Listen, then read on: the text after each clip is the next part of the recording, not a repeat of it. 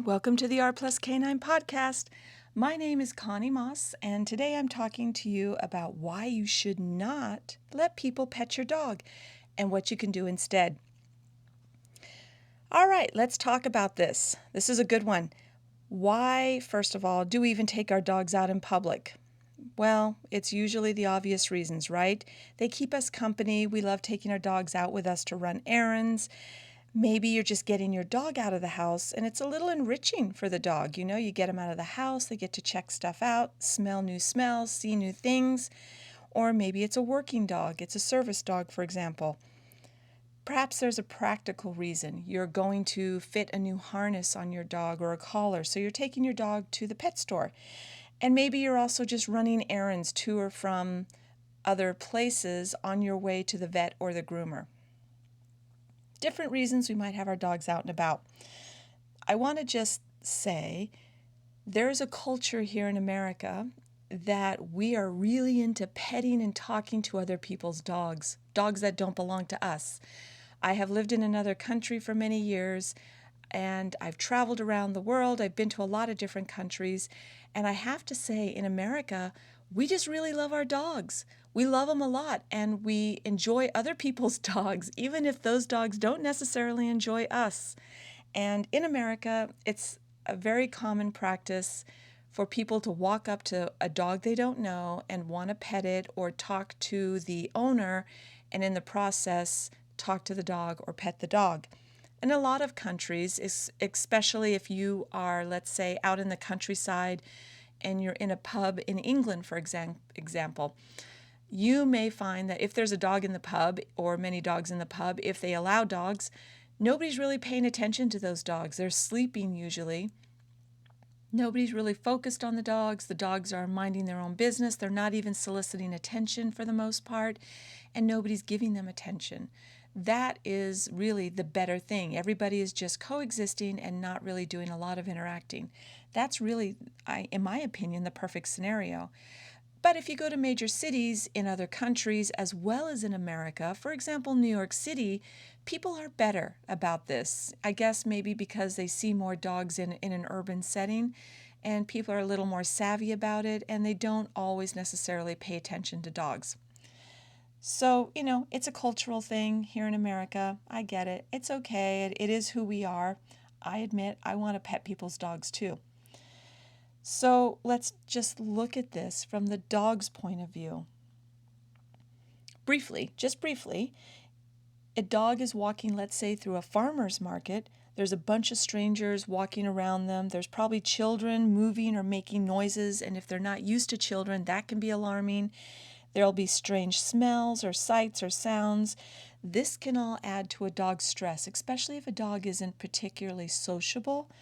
This could be a little bit more stressful for the dog. And then if you add in on top of it somebody who's trying to pet them, it could be just one stressor too much for that dog. And yeah, you could end up with a bite risk. So when we're talking about dogs in this particular scenario, I think of dogs in two groups. There's the social group. These dogs are social butterflies. They like everybody. They love children. They love people. They love other dogs. They're pretty happy, pretty gregarious dogs.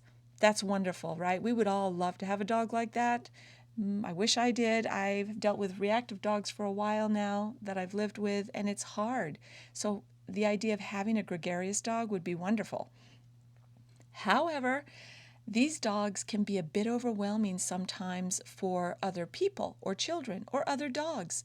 Some of these social dogs are great and they're socially savvy. They do a good job greeting. But some of these dogs get super excited and super amped up. And sometimes they even get really stressed because they know they get into trouble for jumping on people.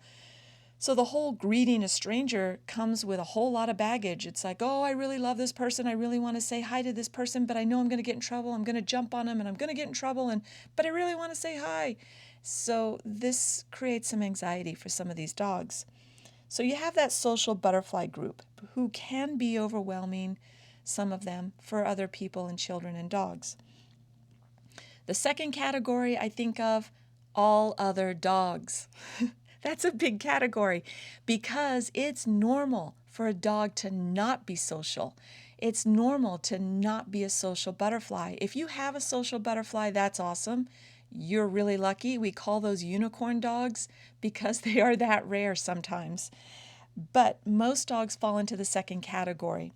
The second category is made up of all kinds of dogs, anywhere in the gray area, if you will, from dogs that are so, I like you maybe after a few minutes of being around you, to dogs that are really sensitive, no way, shape, or form want to be touched or even looked at by a stranger, let alone another dog.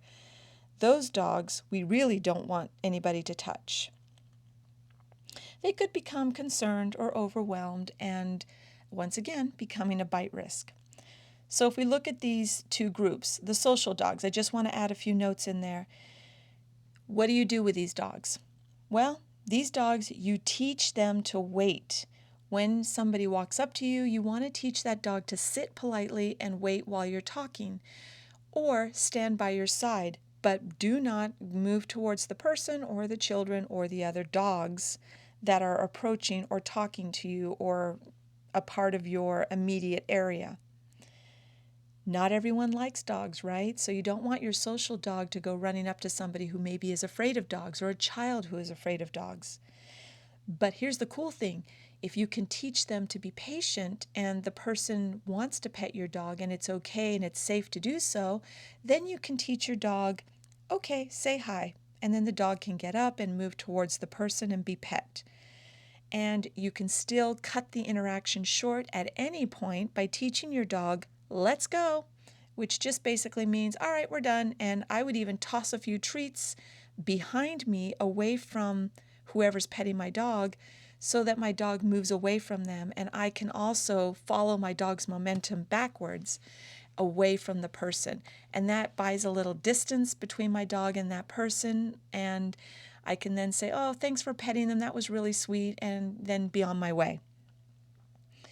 And if you listened to my podcast earlier about why you should carry treats when you're walking your dog, here's a great example.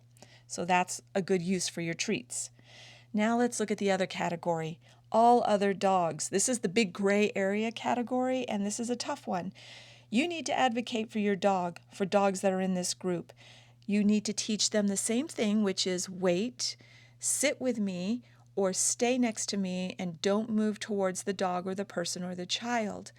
And in this category, you have so many different kinds of dogs, and some dogs, they want to greet, they think they want to greet, and they move towards the stranger, and the person's petting them, and the dog's like, okay, this is cool, and oh my gosh, wait a moment, no, this is not cool. And in that instant, some dogs will choose flight or choose to back out. Other dogs may freeze. And that's the dog that would concern me because all of a sudden the dog finds himself overwhelmed and they don't know what to do. And if the person doesn't read the body language of the dog, they may continue petting. Again, you run into a possible bite risk. So it's just best to teach dogs to wait and stay. Sometimes dogs, after you're talking to someone for a few seconds, they warm up to the person and then they're fine with being pet. Some dogs never will. Some dogs will not ever be comfortable with this. And those dogs in particular, you should never let them be pet. You should not let them say hi to other dogs. And you should just teach them that it's okay to be in public and nobody's going to reach for you. No dog is going to run up to you. That is the best way to handle a sensitive dog in public. Just learn to be comfortable among strangers and know that I got your back. No one's going to touch you. It is the best way to build confidence for a sensitive dog. And really, I'd argue even that social dog group, I still probably would not have a lot of people petting my dog because I want my dog to learn just because you're in a group of strangers and we're moving around and there's a lot going on, it doesn't mean you get to say hello to everybody. It just doesn't. And I don't want you dragging me up to every person you see to say hello.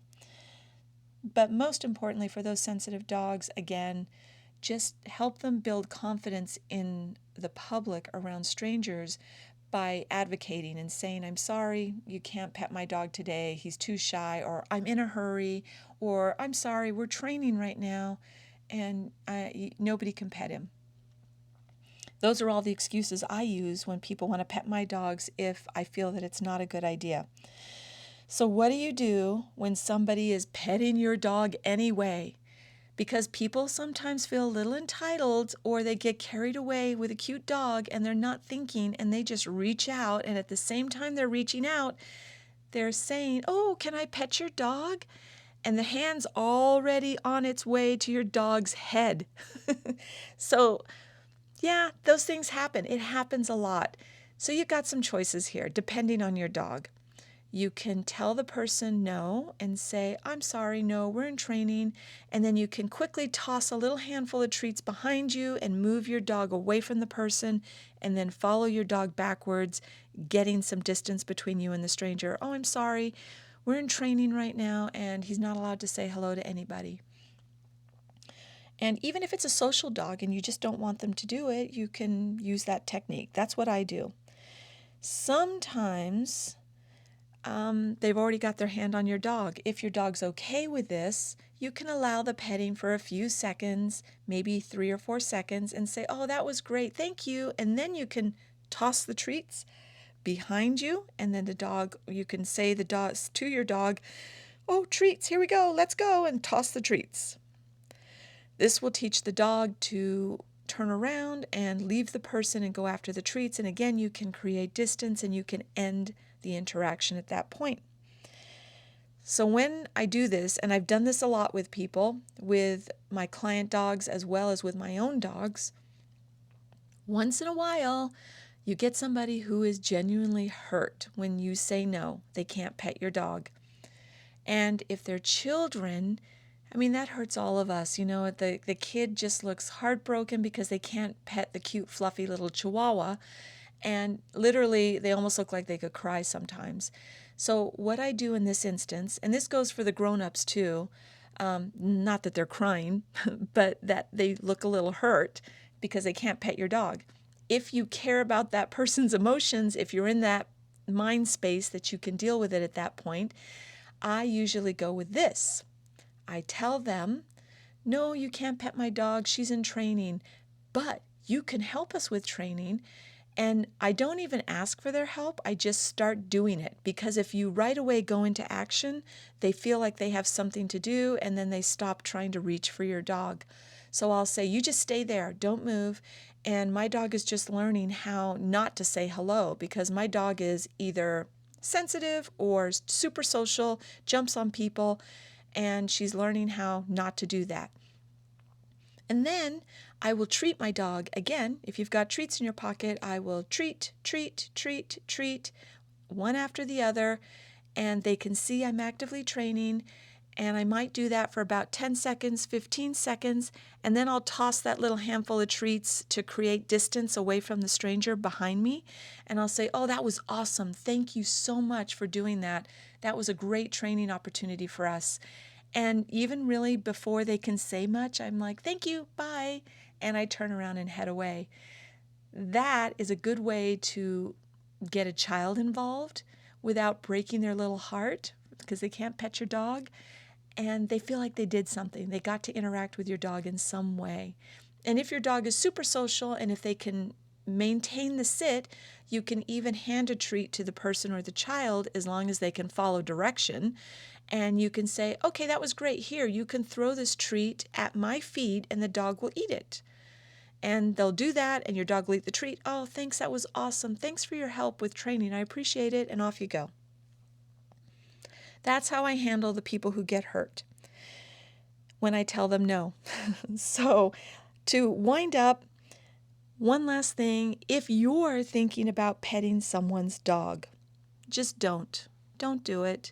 Even if the dog is coming towards you and dragging their owner towards you, I would not pet that dog, because maybe it is a social dog, but it needs to learn not to run up to strangers and be pet, or to greet them, because not every stranger is friendly, right? Or they might be afraid of dogs. I just look at the dog for maybe 1 or 2 seconds, and then I just smile at the person and I keep going. And that's my recommendation for you instead of petting someone's dog. You can acknowledge how cute, awesome, well-behaved that dog is, and then just move on. And don't make a lot of direct eye contact with the dog. Anything over a couple of seconds some dogs perceive as a bit of a threat. And if it's a sensitive dog, you're just going to make it a little bit harder for them in public by staring at them. Just give them a glance. Oh, that's a cute dog, or just smile and keep going. There you go. A couple of tips. That is why I don't think you should let people pet your dogs unless you think it's okay, and what you can do instead. Happy training, everybody!